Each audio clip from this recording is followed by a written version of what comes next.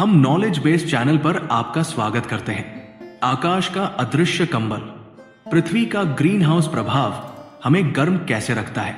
एक ठंडी सर्दियों की सुबह की कल्पना करें, जब आप खुद को गर्म रखने के लिए एक मोटे कंबल में लपेटते हैं।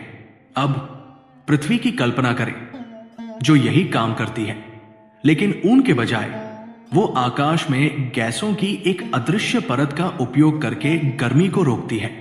इस प्राकृतिक घटना को ग्रीन हाउस प्रभाव कहा जाता है, और इसके बिना हमारा ग्रह एक जमा हुआ निर्जीव पत्थर होता। लेकिन ये कैसे काम करता है, और क्यों ये एक जीवन रक्षक होने के साथ साथ अधिक होने पर एक संभावित खतरा भी है। एक नाजुक संतुलन। बहुत समय पहले वैज्ञानिकों ने पता लगाया कि पृथ्वी का तापमान सिर्फ सूरज की रोशनी से ही निर्धारित नहीं होता।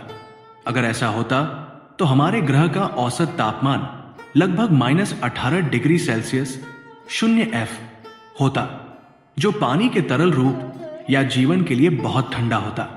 लेकिन ग्रीन हाउस प्रभाव की वजह से पृथ्वी का औसत तापमान 15 डिग्री सेल्सियस 59 डिग्री फ़ारेनहाइट है, जो जीवन के लिए आदर्श है। यह कैसे काम करता है? 1. सूरज की रोशनी आती है। सूरज की ऊर्जा पृथ्वी के वायुमंडल से गुजरती है। 2. गर्मी सोखी जाती है। धरती इस ऊर्जा को अवशोषित करती है और इसे इंफ्रारेड विकिरण गर्मी के रूप में वापस छोड़ती है। 3. गैसें गर्मी को रोकती है। कुछ गैसें जैसे carbon dioxide, CO, methane, CH और जल वाष्प एक वन वे मिरर की तरह काम करती है।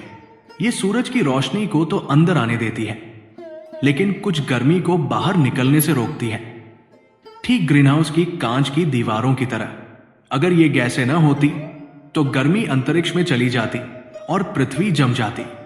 लेकिन इनकी मात्रा बहुत अधिक होने पर ग्रह अत्यधिक गर्म हो जाता है। ग्रीन हाउस गैसें हीरो या विलेन? सबसे महत्वपूर्ण ग्रीन हाउस गैसें हैं जल वाष्प HO सबसे अधिक मात्रा में, लेकिन ये वायुमंडल से जल्दी आती जाती रहती है। कार्बन डाइऑक्साइड CO एक लंबे समय तक रहने वाली गैस, जो प्राकृतिक प्रक्रियाओं, ज्वालामुखी और मानवीय गतिविधियों, जीवाश्म ईंधन जलाने से बनती है। मीथेन CH CO से भी ज्यादा शक्तिशाली, हालांकि कम समय तक रहती है। ये गीली भूमि, पशुधन और प्राकृतिक गैस पाइपलाइनों से लीक होती है।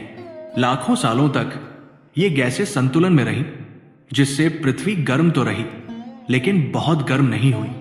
फिर कुछ बदल गया जब कंबल बहुत मोटा हो जाए। औद्योगिक क्रांति के बाद से मनुष्यों ने कोयला, तेल और गैस को अभूतपूर्व दर से जलाना शुरू कर दिया, जिससे वायुमंडल में अतिरिक्त CO भर गया। साथ ही जंगलों की कटाई ने उन पेड़ों की संख्या कम कर दी जो CO सोखते हैं। नतीजा, ग्रीन हाउस प्रभाव तेज हो गया। औद्योगिक युग से पहले CO स्तर 280 पार्ट्स प्रति मिलियन ppm, आज का CO स्तर 420 ppm और बढ़ता जा रहा है। ये अतिरिक्त इंसुलेशन वैश्विक तापमान को बढ़ा रहा है, जिससे समुद्र का स्तर बढ़ना, तूफानों की तीव्रता बढ़ना और पारिस्थितिक तंत्रों में गड़बड़ी हो रही है। हम क्या कर सकते हैं? ग्रीन हाउस प्रभाव अपने आप में दुश्मन नहीं है, ये जीवन के लिए जरूरी है। समस्या है मानवीय गतिविधियों से होने वाली अतिरिक्त गर्मी। समाधानों में शामिल है नवीकरणीय ऊर्जा, सौर, पवन अपनाना, जंगलों की रक्षा करना और नए पेड़ लगाना, ऊर्जा दक्षता में सुधार, कार्बन कैप्चर तकनीकों का विकास। निष्कर्ष, एक वरदान और एक चेतावनी। पृथ्वी का वायुमंडल एक चमत्कार है, एक नाजुक अदृश्य संरचना जो हमें गर्म रखती है, लेकिन किसी भी अच्छी चीज की तरह अति खतरनाक हो सकती है। ग्रीन हाउस प्रभाव को समझकर हम उस संतुलन को बनाए रखने के लिए कदम उठा सकते हैं, जो हमारे ग्रह को रहने योग्य बनाता है। आखिरकार, आकाश सिर्फ खाली जगह नहीं है, ये एक जीवनदायी कंबल है, और हमें यह सुनिश्चित करना होगा कि ये हमें दबाकर न रख दे। लाइक करें, सब्सक्राइब करें और अधिक आश्चर्यजनक खोजों के लिए घंटी दबाएं। धन्यवाद।